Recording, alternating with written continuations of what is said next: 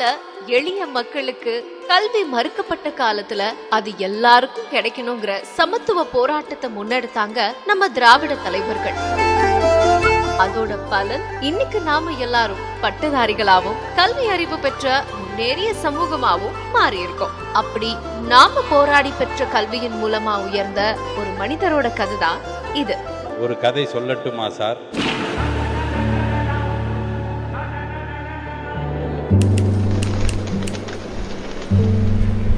School டேஸை பொறுத்த வரைக்கும் ஒரு சமத்து பிள்ளையாகத்தான் நான் இருப்பேன்.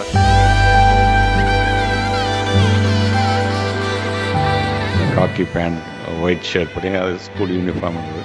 9:30 ஸ்கூல்னா நாங்கள் 8:30 போய் விளையாடுவோம்.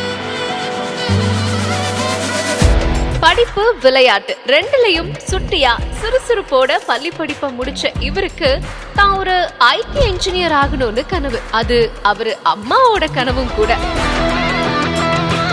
அந்த கனவை நிறைவேற்ற கல்லூரியில பிஎஸ்சி கம்ப்யூட்டர் சயின்ஸ் துறையை தேர்வு செஞ்சு படிச்சாரு.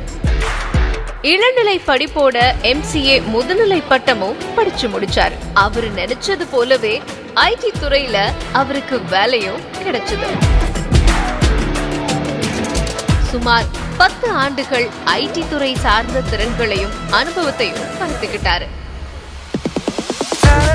அம்மாவோட கனவை நிறைவேற்றியாச்சு. அடுத்து என்ன?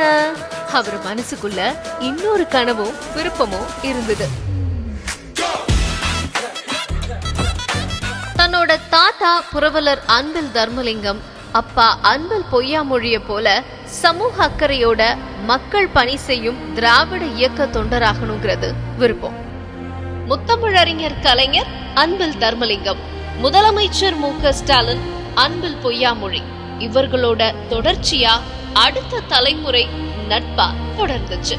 துணை முதலமைச்சர் உதயநிதி ஸ்டாலின் அன்பில் மகேஷ் பொய்யாமொழியோட நட்பு. அரசியலுக்கு வர்றது ஈஸி, ஆனா அதுல நிலைச்சு நிக்கணும்னா உழைப்பு முக்கியம்.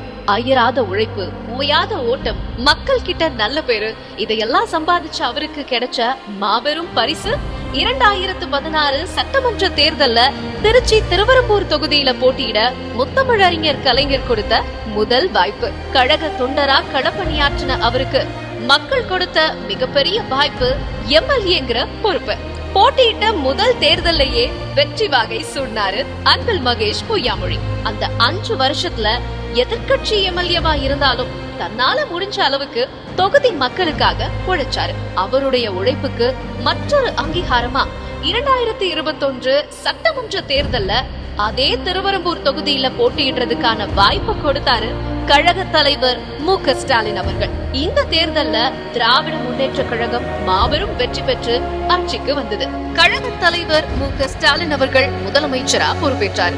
அவரோட அமைச்சரவையில பள்ளிக்கல்வித்துறை அமைச்சர் பொறுப்பு அன்பில் மகேஷ் பொய்யாமொழிக்கு வழங்கப்பட்டுச்சு. தமிழ்நாட்டுல நேரடியாவும் மறைமுகமாவும் எண்ணற்ற மக்களோட தொடர்புடைய ஒரு துறை. சவால் நிறைஞ்ச அந்த பொறுப்பை ஏற்ற இந்த 4 வருஷத்துல மாபெரும் சாதனைகளை நிகழ்த்தி இருக்காரு அன்பில் மகேஷ் பொய்யாமொழி. தமிழ்நாட்டு கல்வி கட்டமைப்பை உலக தரத்துக்கு மாற்றி அமைக்கக்கூடிய அவரோட முயற்சிகள் தமிழ்நாட்டு மக்களால கொண்டாடப்படுது. இப்படி அமைச்சரா எண்ணற்ற மாணவர்களோட கல்வி கனவு நிறைவேற துணை நிற்கக்கூடிய அவர் மனசுலயும் ஒரு கனவு இருந்துச்சு.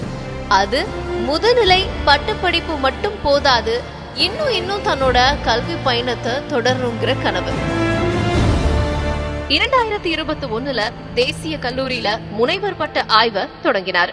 அவர் தேர்வு செஞ்ச தலைப்பு Physical Activities for Skill Development Among School Children Using Machine Learning Technology. விளையாட்டு துறையில தமிழ்நாட்டை முன்மாதிரி மாநிலமா உயர்த்தி சர்வதேச போட்டிகள்ல நம்ம இளைஞர்கள் வெற்றி கோப்பைகளை குவிக்க துணை நிற்கிறார் மாண்புமிகு துணை முதலமைச்சர் உதயநிதி ஸ்டாலின் அவர்கள். அவருக்கு பக்கபலமா கல்வி, விளையாட்டு, தொழில்நுட்பம் என 3ஐயும் இணைக்கும் இன்றைய மாணவர்களுக்கு ஏற்ற தலைப்பில் அமைச்சர் மேற்கொண்ட முனைவர் பட்ட ஆய்வு அறிஞர்கள், பேராசிரியர் பெருமக்களால கொண்டாடப்படுது.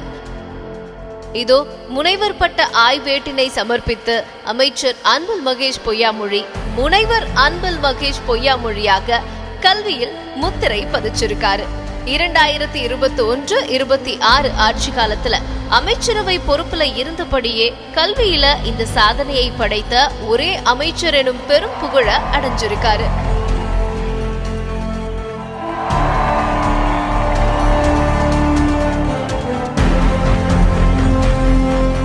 அவரது கல்வி பயணம் தொடரட்டும், அவரது மக்கள் பணி சிறக்கட்டும்.